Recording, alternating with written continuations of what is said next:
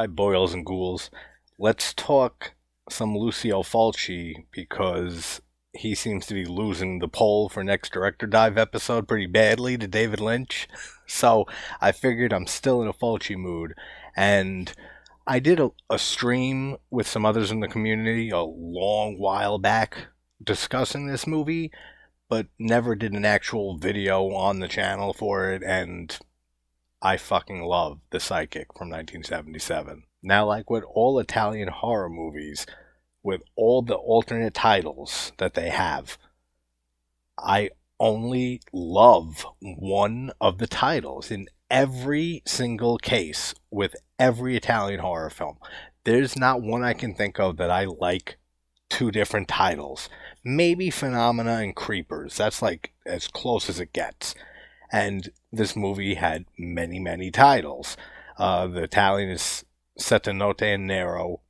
Then you had The Psychic. Then you had Seven Notes in Black. Then you had, what was the other? Death Told Seven Times.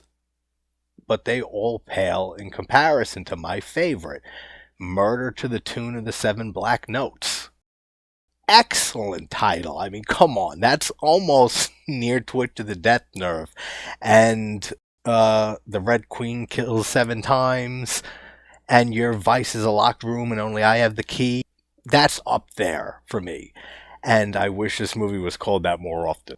But this has the great Jennifer O'Neill in it, and she does fantastic in this movie. This is my favorite Giallo from Fulci, even though this has some more supernatural elements at play throughout it. That's separated from Lizard in a Woman's Skin and Don't Torture a Duckling, which the former, I really, really love that movie, Lizard. I don't know what it is. I've said this a few times. I can't get into Don't Torture a Duckling. I've tried to watch that movie 4 or 5 times now, and I just don't like it. And I know it's crazy because it's a lot of people's favorite Fulci film. I don't know what it is with me and Duckling, but maybe I'll get around to do a final rewatch and do a video on it, and that'll cement my thoughts. If it doesn't work for me, it doesn't work. The score by Fabio Frizzi is excellent in this movie. It's very minimalist. There's not a lot of, like the progressive rock type sound and the synthesizer heavy stuff that he would do moving forward after this with Zombie and City of the Living Dead and the Beyond. It's very, very minimal. And a lot of it's just the same 7 notes that are played over and over again to tie in with the awesome name for this movie. So quick plot synopsis if you haven't seen this and you want to check it out and don't want spoilers galore because they're coming big, like quickly. We have Virginia who is experiencing visions of a murder and then finds a skeleton, and then this whole murder mystery unravels. It's in a very Giallo fashion. That's all you need to know. So if you don't want spoilers, it's an excellent movie. It's a favorite 70s movie for me, and it's such an underrated Fulci film. I mean, if you're a Fulci fan, this is like his transition movie from Giallos, and he puts in a little bit of the supernatural in this film. Then we get into his gothic horror period with Zombie following this 2 years later. So definitely check it out. But spoilers from right here, like on the whole ending and twist, because this is something I have to talk about early on here. The whole twist of this movie, and it's a great one, and I think Fulci pulled it off very, very well. She's actually having premonitions of the future and of her own almost murder. I've seen this movie spoiled in just plot synopsises. Like on Google, if you type this movie in, the synopsis it gives the whole movie away, which I think is awful. Like it says something about a woman has a premonition of her own death and then has to, like save the day. Not exactly that, but something similar, and it just gives it away. I was shocked to read that, but it's not shocking in today's world. But let's dive into Lucio Fulci's The Psychic, or Murder to the Tune of the Seven Black Notes from 1977. 1959. Florence, Italy. We see Virginia's mom driving, and then she pulls over by a cliff, and we get a death that's just like the one at the end of, spoilers, Don't Torture a Duckling, with the cliff kill. Except the person's murdered in Duckling. This movie, she kills herself. Virginia's mom jumps off the cliff, and yeah, it looks ridiculous, and it looks over the top, and it's so obvious that it's a dummy, and it's just so Fulci. It's so excessive, and the dummy falls just straight down the whole time. But the three close-up shots of chunks of the face breaking off as it hits the rocks going down. I mean, it's as Fulci as you can get, and I prefer this one to the one in Duckling. So a young Virginia sees her mom's suicide as it's happening, and she's with her grandma, and then she starts saying "mommy" and she starts crying. And then we have this song kick in, which, that's right, Fabio Frizzi didn't do all the music for this movie. There's this song, and then I think there's another piece of music in here that somebody else scored. I gotta say, I did not like this song the first time I watched this movie, but over the years and rewatching it several times, I really dig it. Like, it sounds straight up Ennio Morricone, the music. And then there's this girl who sings kind of annoyingly, but it still sounds really good over it. So I don't know, I've grown to like it over the years. Tell me this doesn't sound like Ennio Morricone.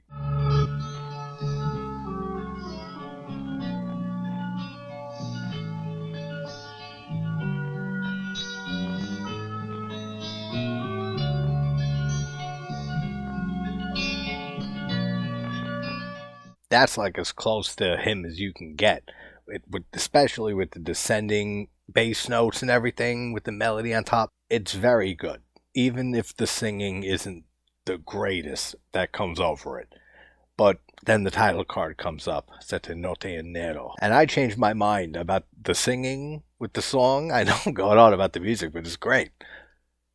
She doesn't sing it bad. Like, it sounds good. It just kind of sounds a little cheesy for a movie like this. That's probably the best way to explain it. It sounds fine. Like, she actually has a good voice. It just, I don't know if it fits this movie. With you, all the world has been changed. With you, my life is not the same. So Virginia's driving down the countryside, and she ends up going into this tunnel, and she has this vision. And this whole movie is so surreal and dreamlike throughout all of it. And that's one thing I love about it, is the style and the atmosphere of this movie. And that's exactly how this first vision is. And she sees all these objects and shots in her head that she's going to start noticing happening in front of her eyes in real life as the movie goes on. She sees a broken mirror, and she sees someone limping, which we find out is her husband, and she sees the dead old woman's body, which looks really good. She's dead as shit, but the makeup is classic Fulci. It looks really good. The blood looks good. And then you hear the iconic 7 notes, just on a music box, it sounds like, ring. And then she snaps out of it, and she ends up having to pull over on the side of the road and basically passes out. And they have the balls on Tubi to put an ad right after the music starts, the music box notes. Puts an ad right there to ruin the experience, for then it to come back and the music's still playing. So she's like pulled over on the road, and she's basically like dazed out of consciousness, and a cop comes and makes her stand up. Are you all right? And then we see her with her psychiatrist, I guess, and she's told him before about how 18 years ago she had the premonition or the vision of her mom killing herself. and that this was real, that she saw this vision, and he doesn't believe her and thinks it's a manifestation of her anxieties and fears, like all that bullshit. But then she goes over to this abandoned property that the husband, Francesco, owns, and she wants to renovate the place. And this is where she starts noticing certain things from her vision that she had in the tunnel. She sees the mirror on the wall, but it's not broken. And then she notices the wall. And then she peels the wall back, and she ends up unbricking the wall and finds a skeleton in there. And obviously, she freaks the fuck out. And I love the whole look of this place, especially the main room here. The red lamp, that's also a part of her vision, all the red furniture, the bookcase or whatever it is that's blocking where the skeleton's buried behind. And this is absolutely Fabio Frizzi right here in this scene. And he's the only composer that can make a scene of somebody breaking a wall down fucking rocking and entertaining. She's hacking the wall up, and then we see shots of the skeleton, and they immediately blame the husband, Francesco, because he owns the place.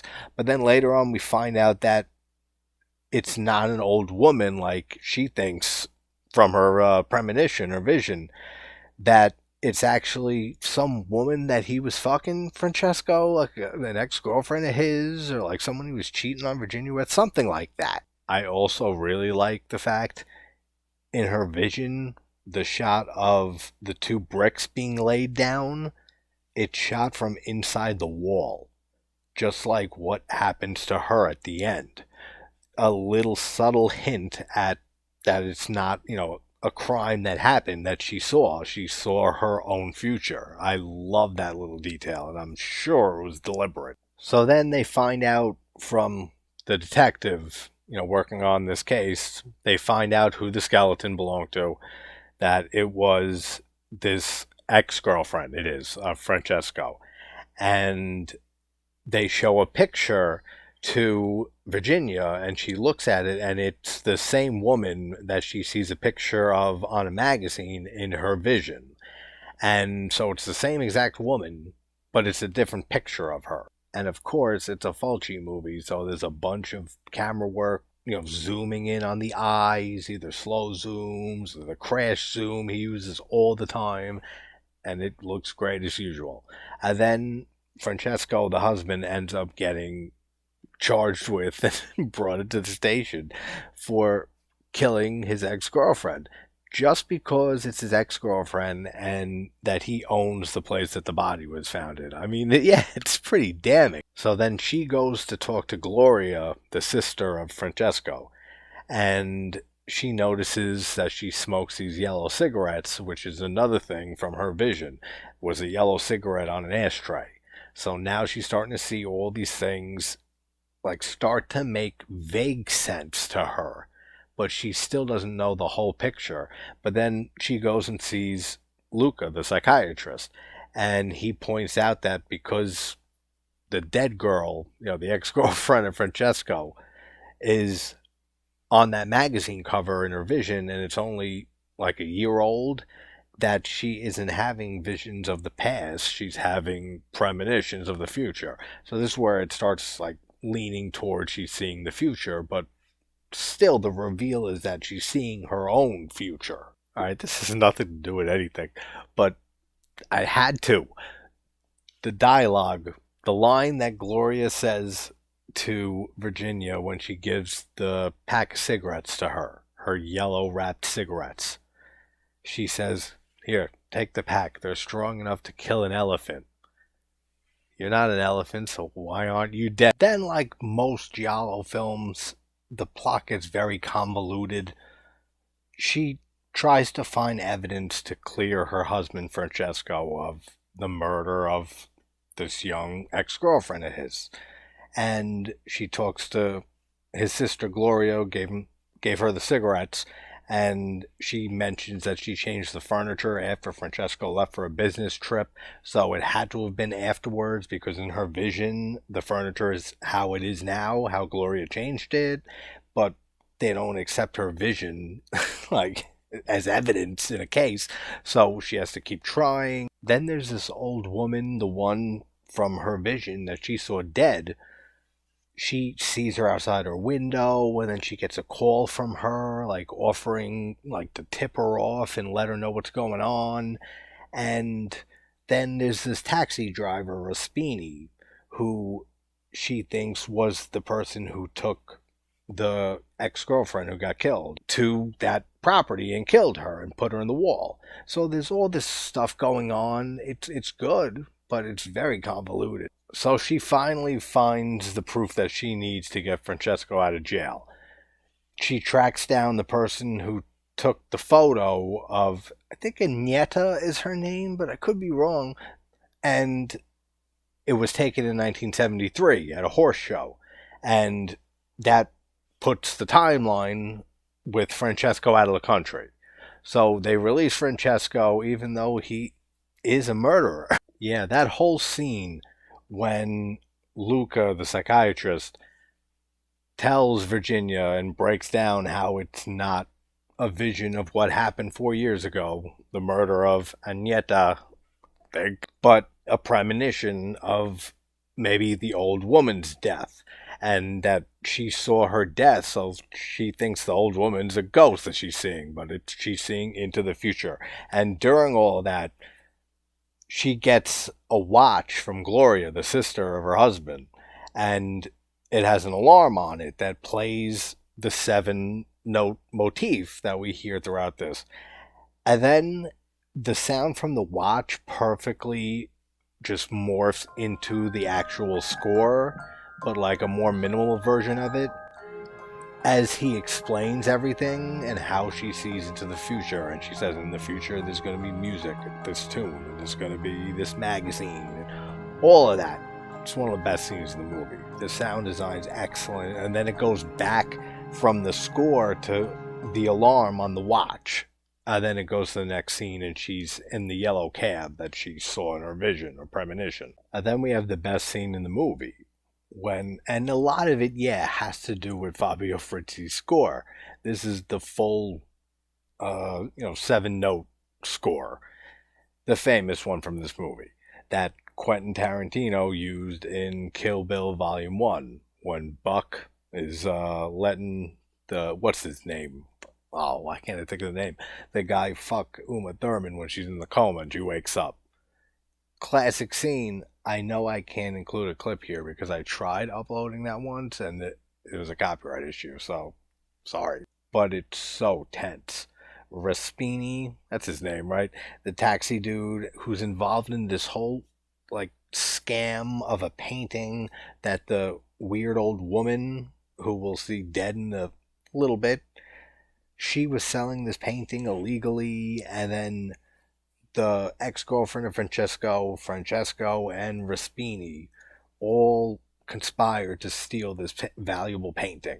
Then they killed the ex-girlfriend of Francesco, and during this chase sequence, she grabs this letter that she saw in her premonition, this sealed letter that has, I forget what it is. It's so confusing. Some confession that Raspini killed somebody while they heisted the painting. I think that's what it is, but whatever. It doesn't matter. But the tension really builds and builds in this scene until she's hiding in this church and Raspini's chasing her and he's looking for her. And then her watch goes off and the tune starts playing.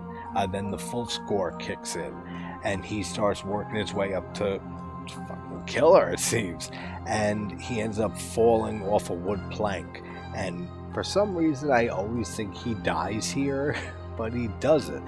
He falls like it's a brutal fall, but he survives. We see him in the hospital in a bit.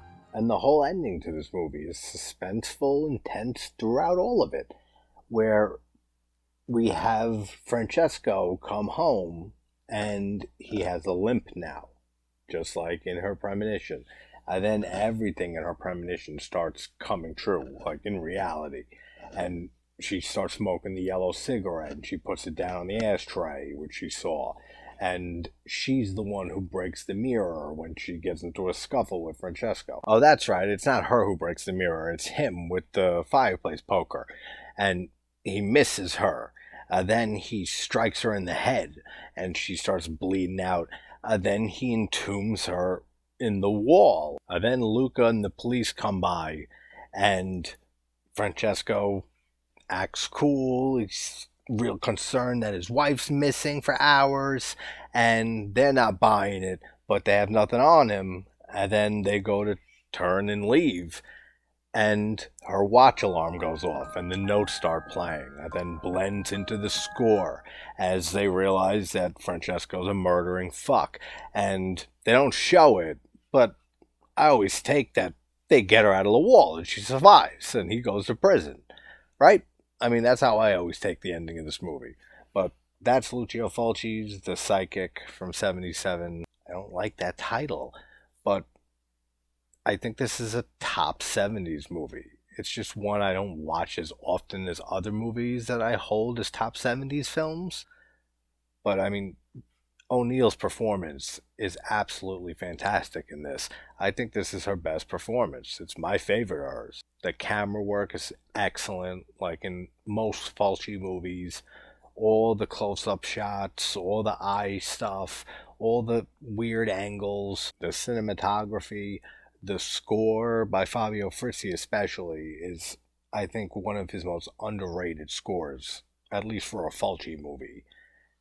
Everything, the style, the tension throughout some scenes in this movie, especially the ones that I mentioned leading into the end, including the ending. Everything in this movie is great.